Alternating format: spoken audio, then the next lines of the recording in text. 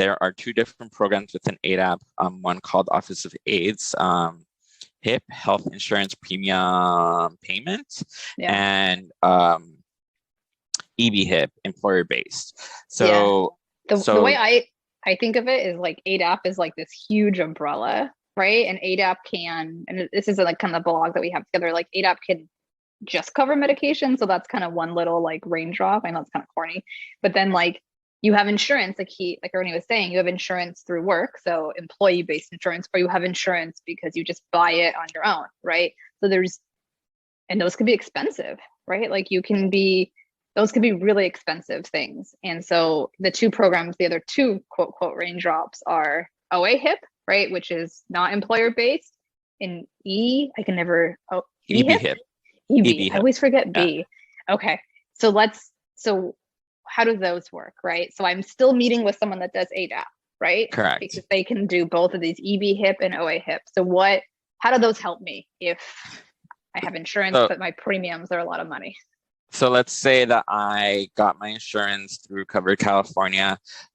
What OA HIP would do is that they would pay for that premium.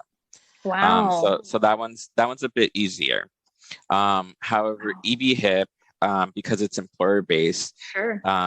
It goes through the employer and they will still pay the premium, but your employer has to be, they will not know your HIV status. Okay. They don't need to know that. Okay. But they will pay the premium as well. Okay. Yeah, wow. It just has to go through your employer, and your employer has to be, I guess, okay with it.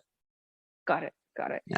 And this can range, I don't remember the max of the like monthly cost, but like it can range from anywhere for $100 a month to like $800-900, right? Like that's something that. Yeah. Okay. Yeah. So I mean, they'll cover, I think, the bulk of the premium for sure. So it makes it easier for you to get your medications, and your insurance covers everything. Got it. And it's really important, at least like I think you and I have seen this, like to have an ADAP worker that like really understands all these programs and how to best help you navigate them and advocate for you. So find someone, I guess I would say, that you feel comfortable with. I don't know what you're.